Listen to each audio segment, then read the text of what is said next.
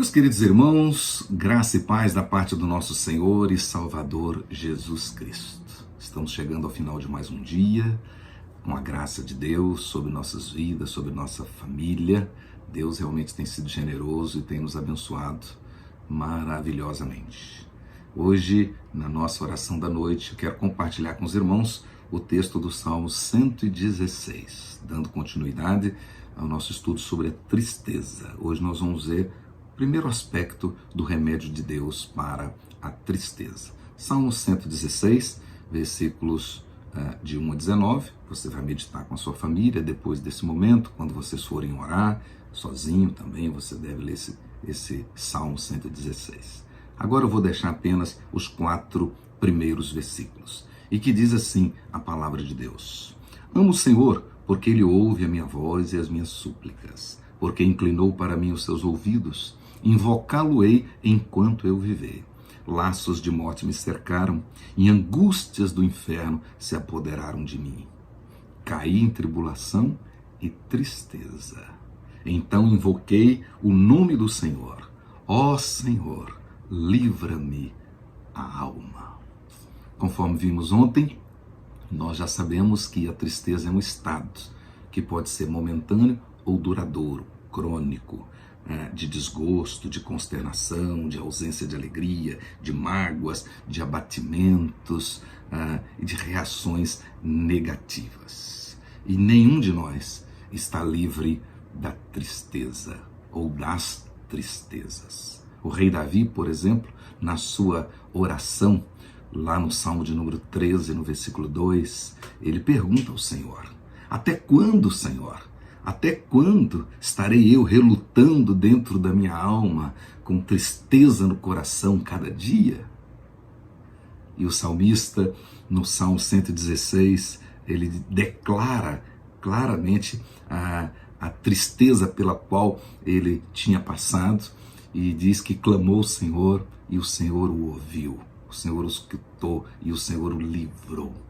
Na realidade, a pergunta é: qual é o remédio de Deus para a tristeza? O que é que nós devemos fazer para não deixar a tristeza tomar conta do nosso coração? Então hoje nós vamos ver o primeiro aspecto do remédio de Deus. E o primeiro aspecto do remédio de Deus é exatamente reconhecer a tristeza no nosso coração, distingui-la e examinar as suas causas. Então você vai realmente reconhecer que a tristeza está querendo tomar conta de algum espaço na sua vida. E você vai procurar então distinguir essa tristeza, que tipo de tristeza está querendo tomar conta da sua alma.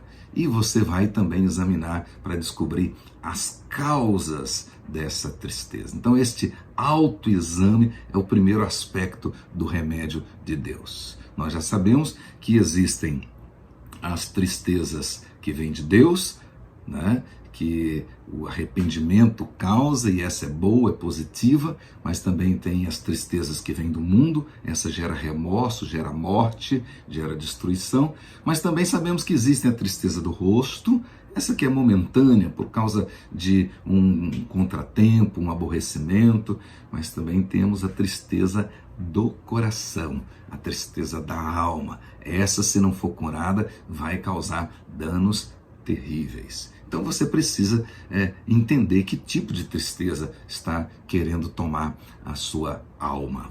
E também precisa fazer um estudo, uma análise das causas dessa tristeza. Nós sabemos que existem causas naturais e causas não naturais.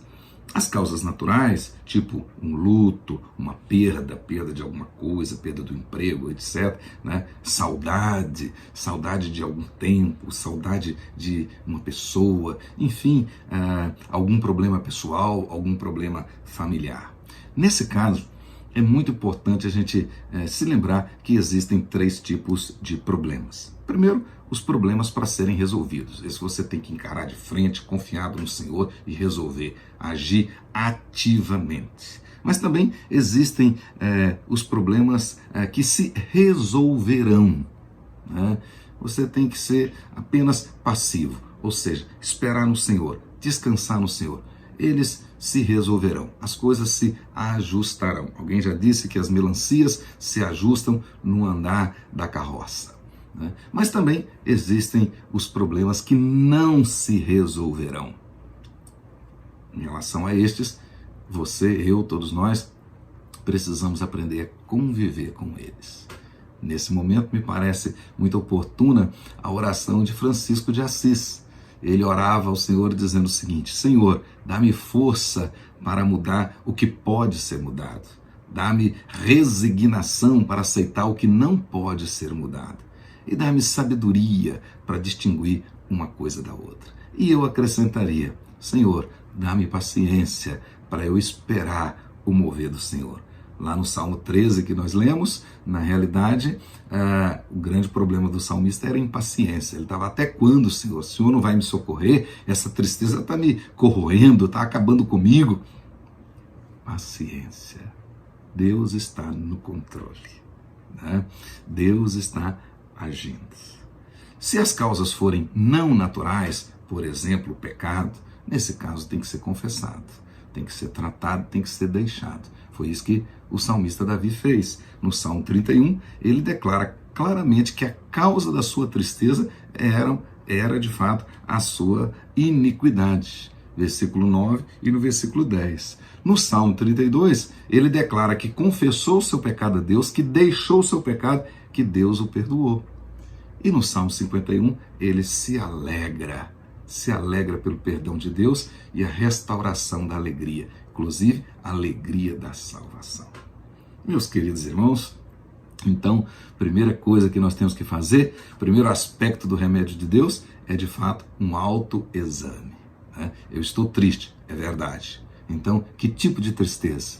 E quais as causas dessa tristeza? Colocar isso diante do Senhor. Certamente o Senhor agirá em meu favor. É isso que o Salmo 116 vai nos ensinar. Ele clamou ao Senhor e Deus o ouviu. Meus queridos irmãos, Neemias, no capítulo 8, no versículo 10, ele diz assim: portanto, não vos entristeçais, porque a alegria do Senhor é a nossa força. A alegria do Senhor é a nossa força. Alegremo-nos no Senhor. Alegrai-vos no Senhor. Outra vez digo, alegrai-vos no Senhor. Que a alegria do Senhor enche o seu coração nessa noite. Que você e sua família tenham uma noite reparadora. E amanhã, com a renovação das misericórdias do Senhor, seguiremos em frente, olhando para o autor da nossa alegria, Jesus Cristo. Que Ele te abençoe e abençoe a sua casa. Amém.